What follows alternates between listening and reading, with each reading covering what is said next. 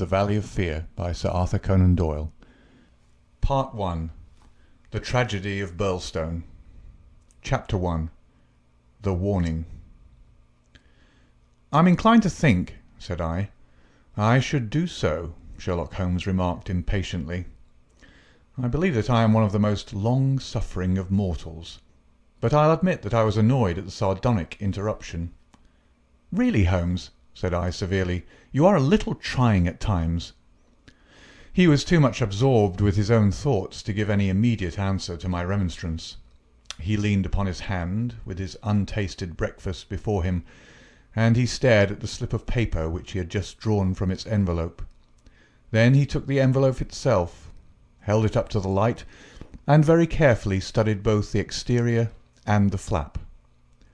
"It is Porlock's writing," said he thoughtfully. "I can hardly doubt that it is Porlock's writing, though I have seen it only twice before. The Greek E, with a peculiar top flourish, is distinctive. But if it is Porlock, then it must be something of the very first importance." He was speaking to himself rather than to me, but my vexation disappeared in the interest which the words awakened. "Who then is Porlock?" I asked. "Porlock, Watson, is a nom de plume, a mere identification mark, but behind it lies a shifty and evasive personality. In a former letter he frankly informed me that the name was not his own, and defied me ever to trace him among the teeming millions of this great city. Porlock is important, not for himself, but for the great man with whom he is in touch. Picture to yourself the pilot-fish with the shark, the jackal with the lion. Anything that is insignificant in companionship with that is formidable. Not only formidable, Watson, but sinister. In the highest degree sinister. That is where he comes within my purview. You have heard me speak of Professor Moriarty, the famous scientific criminal, as famous among crooks as—" "My blushes, Watson," Holmes murmured in a deprecating voice. "I was about to say, as he is unknown to the public." "A touch, a distinct touch," cried Holmes. "You are developing a certain unexpected vein of porky humour, Watson, against which I must learn to guard myself. But in calling Moriarty a criminal you are uttering a libel in the eyes of the law, and there lie the glory and the wonder of it.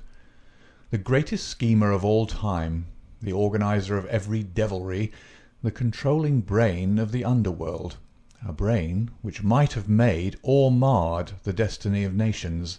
That's the man.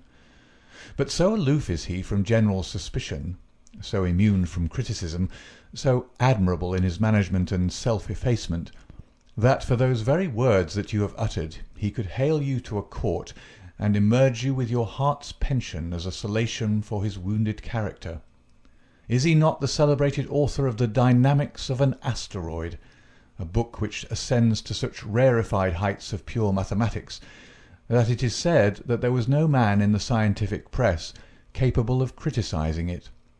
Is this a man to traduce?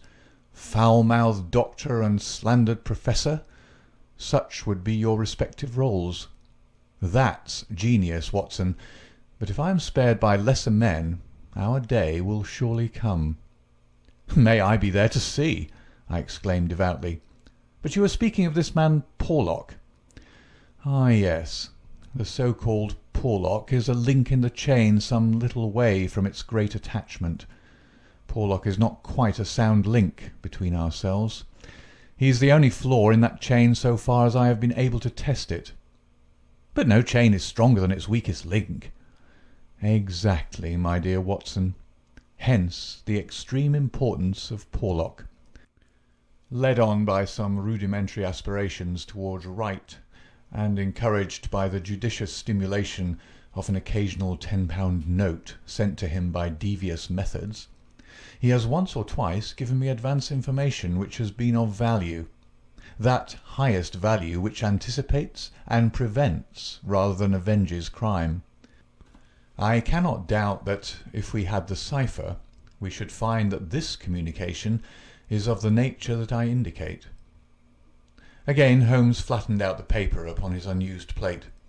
I rose and, leaning over him, stared down at the curious inscription which ran as follows: 534 C2 13 127 36 31 4 17 21 41 Douglas 109 293 5 37 Birlstone 26 Birlstone 9 47 171. What do you make of it, Holmes? It is obviously an attempt to convey secret information. But what is the use of a cipher message without the cipher? In this instance, none at all. Why do you say "in this instance"? Because there are many ciphers which I would read as easily as I do the Apocrypha of the Agony column. Such crude devices amuse the intelligence without fatiguing it. But this is different. It is clearly a reference to the words in a page of some book. Until I am told which page and which book, I am powerless. But why Douglas and Birlstone? Clearly because those are words which were not contained in the page in question. Then why has he not indicated the book? Your native shrewdness, my dear Watson, that innate cunning which is the delight of your friends, would surely prevent you from enclosing cipher and message in the same envelope. Should it miscarry, you are undone. As it is, both have to go wrong before any harm comes from it. Our second post is now overdue, and I shall be surprised if it does not bring us either a further letter of explanation, or, as is more probable, the very volume to which these figures refer. Holmes's calculation was fulfilled within a very few minutes by the appearance of Billy, the page, with the very letter which we were expecting. "The same writing," remarked Holmes, as he opened the envelope, "and actually signed," he added in an exultant voice as he unfolded the epistle. "Come, we are getting on, Watson." His brow clouded, however, as he glanced over the contents. "Dear me, this is very disappointing. I fear, Watson, that all our expectations come to nothing. I trust that the man Porlock will come to no harm. Dear Mr. Holmes," he says, "I will go no further in this matter. It is too dangerous. He suspects me. I can see that he suspects me. He came to me quite unexpectedly after I had actually addressed this envelope with the intention of sending you the key to the cipher. I was able to cover it up.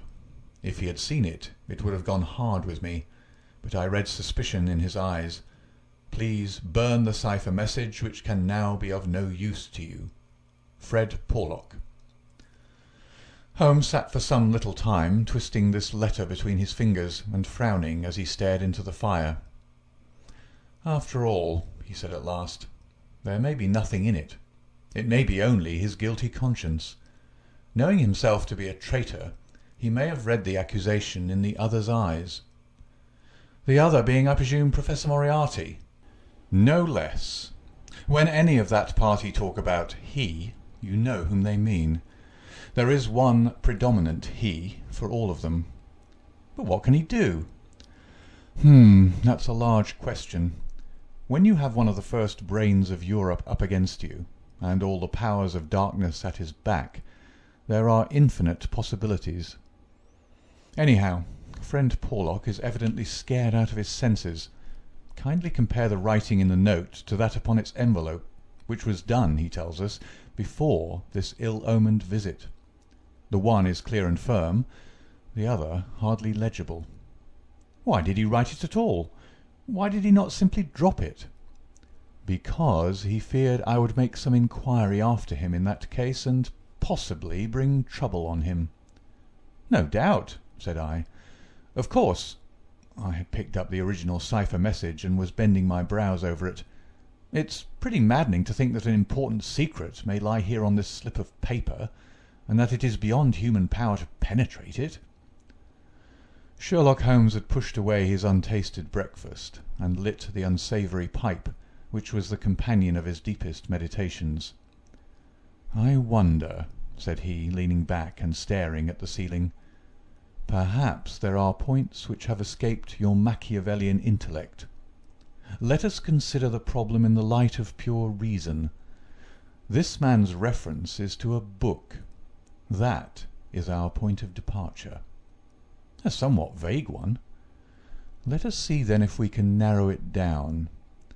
As I focus my mind upon it, it seems rather less impenetrable. What indications have we as to this book? None. Well, well, it is surely not quite so bad as that. The cipher message begins with a large 534, does it not? We may take it as a working hypothesis that 534 is the particular page to which the cipher refers. So, our book has already become a large book, which is surely something gained. What other indications have we as to the nature of this large book? The next sign is C2. What do you make of that, Watson? Chapter the second, no doubt. Hardly that, Watson. You will, I am sure, agree with me that if the page be given, the number of the chapter is immaterial. Also, that if page 534 finds us only in the second chapter, the length of the first one must have been really intolerable. Column, I cried. Brilliant, Watson. You are scintillating this morning. If it is not column, then I am very much deceived. So now, you see, we begin to visualize a large book printed in double columns which are each of a considerable length, since one of the words is numbered in the document as the 293rd. Have we reached the limits of what reason can supply? I fear that we have. Surely you do yourself an injustice. One more coruscation, my dear Watson. Yet another brainwave? Had the volume been an unusual one, he would have sent it to me. Instead of that, he had intended, before his plans were nipped, to send me the clue in this envelope. He says so in this note. This would seem to indicate that the book is one which he thought I would have no difficulty in finding for myself. He had it, and he imagined that I would have it too. In short, Watson, it is a very common book. What you say certainly sounds plausible. So, we have contracted our field of search to a large book printed in double columns and in common use. The Bible! I cried triumphantly. Good, Watson, good. But not, if I may say so, quite good enough. Even if I accepted the compliment for myself, I could hardly name any volume which would be less likely to lie at the elbow of one of Moriarty's associates.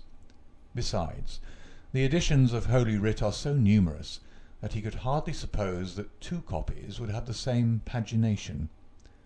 This is clearly a book which is standardized. He knows for certain that his page 534 will exactly agree with my page 534. But very few books would correspond with that. Exactly. Therein lies our salvation. Our search is narrowed down to standardized books which anyone may be supposed to possess. Bradshaw! There are difficulties, Watson. The vocabulary of Bradshaw is nervous and terse, but limited. The selection of words would hardly lend itself to the sending of general messages. We will eliminate Bradshaw. The dictionary is, I fear, inadmissible for the same reason. What, then, is left? An almanac. Excellent, Watson. I am very much mistaken if you have not touched the spot. An almanac.